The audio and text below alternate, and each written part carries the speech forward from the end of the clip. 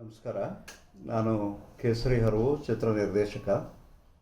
ನನಗೆ ಈಗ ತಾನೇ ಪ್ರಸನ್ನ ಕುಮಾರ್ ಅವರು ಮತ್ತು ಮಂಜುನಾಥ್ ಅವರು ಪರಿಚಯ ಆಗಿ ನಮ್ಮ ಮನೇಲಿದ್ದಾರೆ. ಇವರುಗಳ ಸಮಾಜ ಸೇವೆ ನನಗೆ ಬಹಳ ತೃಪ್ತಿ ತಂದಿದೆ. ಇಡೀ ಕಾಡುಗಳು ನಾಶ ಆಗ್ತಾ ಇರುವಾಗ ಎಲ್ಲ ವನ್ಯ ಜೀವಿಗಳು ಮತ್ತು ರೆಪ್ಟೈಲ್ಸ್, ಸರ್ಪಗಳು ಎಲ್ಲವೂ ಕೂಡ ನಮ್ಮ ನಗರಗಳಿಗೆ ಬರುವಂತಹ ಪರಿಸ್ಥಿತಿ ಉಂಟಾಗಿದೆ. ಜೊತೆಗೆ ನಮ್ಮ ಪರಿಸರದಲ್ಲೇ ನಗರ, ಗ್ರಾಮೀಣ ಈ ಪರಿಸರಗಳಲ್ಲೇ ಸಾಕಷ್ಟು ಜೀವವೈವಿಧ್ಯ, ಬಯೋಡೈವರ್ಸಿಟಿ ಇದೆ. ಬೆಂಗಳೂರು, ಮೈಸೂರು, ಹುಬ್ಬಳ್ಳಿ ಈ ರೀತಿಯ ನಗರಗಳಲ್ಲಿ ಏನಾಗ್ತಾ ಇದೆ ಅಂತಂದರೆ, ಇವತ್ತು ಅವುಗಳ ಎಲ್ಲ ಸ್ಪೇಸ್ಗಳನ್ನು ಕೂಡ ಮನುಷ್ಯ ಆಕ್ರಮಿಸ್ಕೊಳ್ತಾ ಇರೋದರಿಂದ ಅವುಗಳು ನಮ್ಮ ಮನೆಗಳಿಗೆ ಬರೋಕ್ಕೆ ಶುರು ಮಾಡಿದ್ದಾವೆ. ಅದು ಅವುಗಳ ತಪ್ಪಲ್ಲ, ಮನುಷ್ಯ ತೀರಾ ಅವುಗಳ ಸ್ಪೇಸ್ನ ಆಕ್ರಮಿಸ್ಕೊಳ್ತಾ ಹೋದಾಗ ಈ ರೀತಿಯ ಇದು ಆಗ್ತಾ ಇದೆ.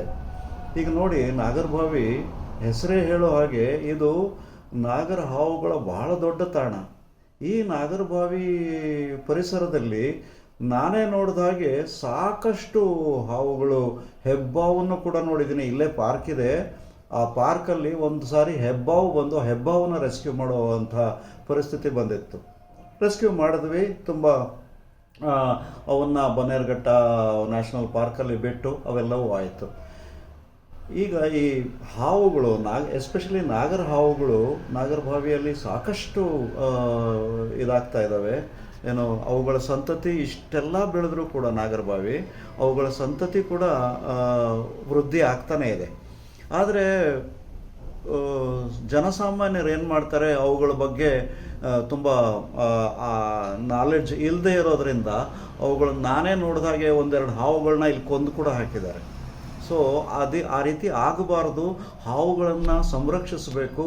ಜೊತೆಗೆ ಮನುಷ್ಯನ ಜೀವವನ್ನು ಕೂಡ ಇದನ್ನು ಮಾಡಬೇಕು, ಕಾಪಾಡಬೇಕು ಅಂತ ಅಂದ್ಬಿಟ್ಟು ನಮ್ಮಲ್ಲಿ ನಗರಗಳಲ್ಲಿ ಇವತ್ತು ಉರಗ ತಜ್ಞರು ಮತ್ತು ಉರಗ ರಕ್ಷಕರು ಇವರುಗಳು ಸಾಕಷ್ಟು ಕೆಲಸ ಮಾಡ್ತಾ ಇದ್ದಾರೆ.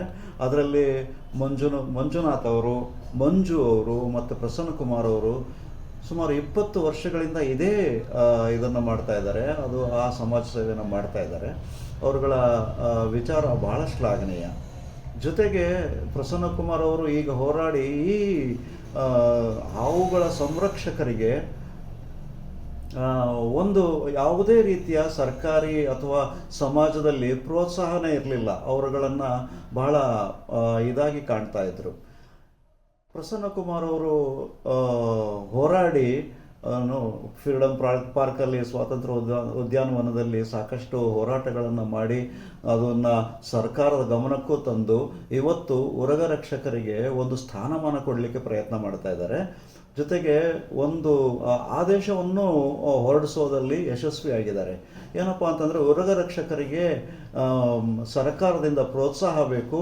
ಅದರಿಂದ ಆ ಕಾರಣದಿಂದಾಗಿ ಉರಗಗಳಿಗೂ ಮತ್ತು ಒಂದು ಏರಿಯಾದ ನಿವಾಸಿಗಳಿಗೂ ಇಬ್ಬರಿಗೂ ಕೂಡ ಸಂರಕ್ಷಣೆ ಸಿಕ್ಕುತ್ತೆ ಅನ್ನುವ ನಿಟ್ಟಿನಲ್ಲಿ ಉರಗ ರಕ್ಷಕರಿಗೆ ಸಾಕಷ್ಟು ಇವುಗಳನ್ನು ಕೊಡಬೇಕು ಅಂತ ಅಂದ್ಬಿಟ್ಟು ಫೆಸಿಲಿಟೀಸ್ನ ಕೊಡಬೇಕು, ಸೌಲಭ್ಯಗಳನ್ನು ಕೊಡಬೇಕು, ಪ್ರೋತ್ಸಾಹವನ್ನು ಕೊಡಬೇಕು ಮತ್ತು ರಕ್ಷಣೆಯನ್ನು ಕೊಡಬೇಕು ಅಂತನ್ನೋ ನಿಟ್ಟಿನಲ್ಲಿ ಒಂದು ಆದೇಶವನ್ನು ಹೊರತಂದಿದ್ದಾರೆ.